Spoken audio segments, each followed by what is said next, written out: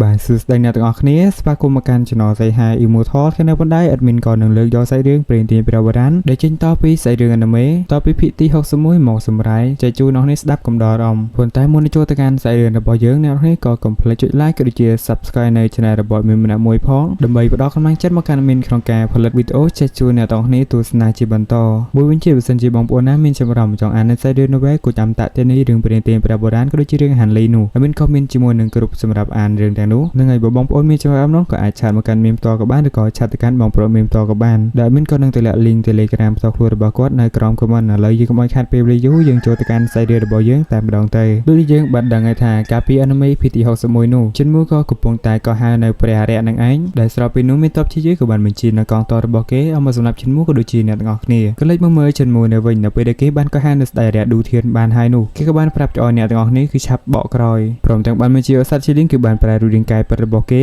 ដើម្បីនាំអ្នកទាំងនេះចាក់ចេញពីទីនេះដែលរូបរាងកាយពិតរបស់សត្វជាលីងនោះគឺថាគឺជានាគដ៏កំណាចខ្លាំងមែនទែនបន្ទាប់មកសត្វជាលីងក៏បានប្រាប់ឲ្យអ្នកទាំងអស់នេះឡើងជិះលើខ្នងគេដើម្បីឲ្យគេនាំអ្នកទាំងនេះចាក់ចេញពីទីកន្លែងដ៏គ្រោះថ្នាក់មួយនេះហើយបន្តិចក្រោយមកសត្វជាលីងក៏បាននាំពួកគេចាក់ចេញពីទីនេះយ៉ាងឆាប់រហ័សប៉ុន្តែរូបរាងកាយរបស់នាគជាលីងនេះគឺមានការរងរបួសផងដែរចំណែកឯកូននោះជ្រងតូចនៅវិញក៏បានលោតលើខ្នងរបស់ជនមូហើយភ្លាមៗនោះនាគក៏បានបញ្ចេញនៅមន្តអាគមរបស់នាងដើម្បីហាក់ចាប់ព្យុះកំបុតត្បូងបោកបក់សត្វជាលីងចូលទៅក្នុងខ្យល់គូចមួយនោះនិងបានបោកបក់សត្វជាលីងក៏ដូចជាអ្នកទាំងអស់នេះចាក់ចេញពីទីនេះទន្ទឹមនឹងនោះនៅពីក្រោយខ្នងពួកគេគឺជាទីក្រុងរលកឋានសួគ៌ដែលត្រូវបានតាំងសង់នៅលើជួរភ្នំក្បែរទន្លេក៏កំពុងតែដួលរលំចំណែកឯស្ដេចអរិយឌូធានវិញក៏កំពុងតែប្រយុទ្ធប្រឆាំងជាមួយនឹងគុនសិស្សជាមួយនឹងកងទ័ពជាច្រើនហើយអ្វីដែលគួរឲ្យខ្លាចនោះគេក៏បានប្រសាទនឹងឆ្អឹងរបស់មនុស្សដែលគេបានសម្លាប់ដើម្បីកសាងអាសនៈរបស់ពួកគេហើយនៅគណៈពេលនោះយើងឃើញថាឆ្អឹងនឹងរលាយក្បាលក៏បានហោះឡើងហើយធ្លាក់មកលើជើងរបស់អរិយដ៏ធំនោះដែលបង្កើតបានជាក្បួនដ៏ធំមួយដើម្បីបង្កើនកម្លាំងជាមួយនឹងរូបរាងកាយរបស់គេដោយកម្លាំងរបស់គេនៅពេលនេះសូម្បីតែមេនីកាយមួយចំនួនក៏មិនអាចយកឈ្នះគេបាននៅឡើយចំណែកឯកងទ័ពដែលឈរជើងនៅក្នុងទីក្រុងនេះវិញក៏ត្រូវបានរងរបួសជាច្រើនអ្នកផងដែរ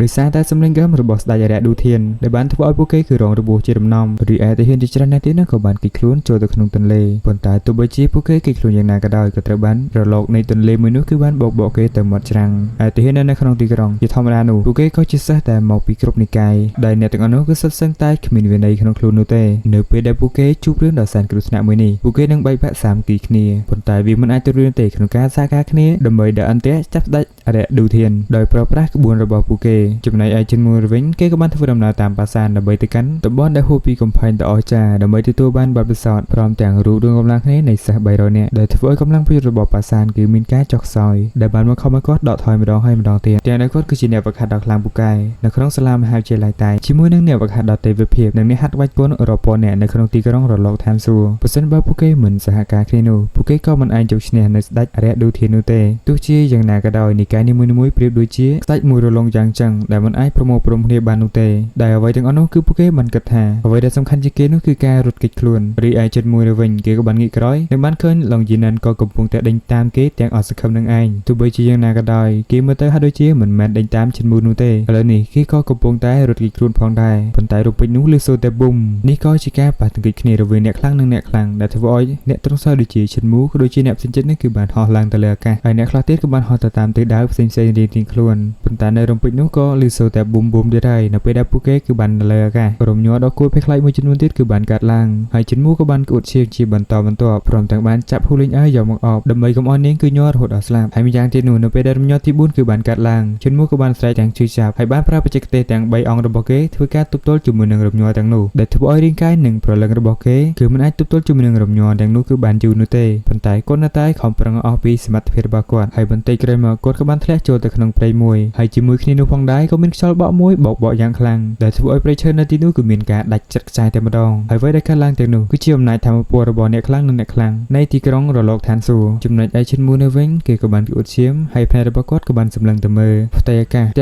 ែគាត់គឺមានការឈឺចាប់នៅក្នុងទ្រូងរបស់គាត់ជាខ្លាំងហើយមួយសន្ទុះក្រោយមកគាត់ស្រាប់តែដកដង្ហើមធំនិងបានបន្លឺសំឡេងផ្ទុះចេញពីទ្រូងរបស់ជនមួយដែលយើងមើលទៅកាន់ស្ថានភាពរបស់គាត់ទៅគឺថាហត់ខ្លាំងមែនទែនបន្ទាប់មកគាត់ក៏បានយកហូលីងអើចេញអំពីទ្រូង មុខរបស់គាត់ដែលនាងនៅពេលនេះក៏កំពុងតែរងរបួសយ៉ាងធ្ងន់ធ្ងរផងដែរនឹងបានធ្វើនាងគឺសន្លប់បាត់បង់ស្មារតីតែម្ដងបន្ទាប់មកឈិនមូក៏បានបញ្ចេញនៅថង់ផ្ទុករបស់គាត់ដែលបានបញ្ចេញនៅទឹកមាត់នាងពី3ដំណក់ដាក់ចូលទៅក្នុងមាត់របស់ Holding R ដើម្បីធ្វើនាងគឺភ្ញាក់ដឹងខ្លួនវិញហើយមួយសន្ទុះក្រោយមកនាងក៏បានភ្ញាក់ដឹងខ្លួនវិញទាំងសពិចសពិលនឹងឯងនឹងអ្នកនរគ្នាមានក៏សូមស្លាស់នៅសាយរឿងរបស់យើងតែត្រឹមនឹងសិនបើសិនជាអ្នកនរគ្នាពេញចិត្តនៃការសម្រាយ Novel របស់មាននោះសូមអ្នកនរគ្នាទម្លាក់នៅ comment ឲ្យមានម្នាក់មួយផងចឹងណាដើម្បីឲ្យមានដឹងថាអ្នកនរគ្នាគឺចូលចិត្តដាប់នៅ Novel របស់មានដែលមានក៏ទៅតែសម្រាយ Novel ជារឿងដំបូងនោះទេបើសិនជាមានចំណុចខុសឆ្គងត្រង់ចំណុចណានោះមានក៏សង្ឃឹមថាអ្នកនរគ្នានឹងមានការអធិស្ឋានមកកាន់មានម្នាក់មួយផងមួយវិញជាបើសិនជាបងប្អូនណាចាប់អារម្មណ៍ចង់អាននៅ series novel រឿងព្រានទានព្រះបុរាណគូចអមតៈធានីក៏ដូចជារឿង Hanley នោះអ្នកនរគ្នាក៏អាច join នៅ group channel Telegram របស់មានបាន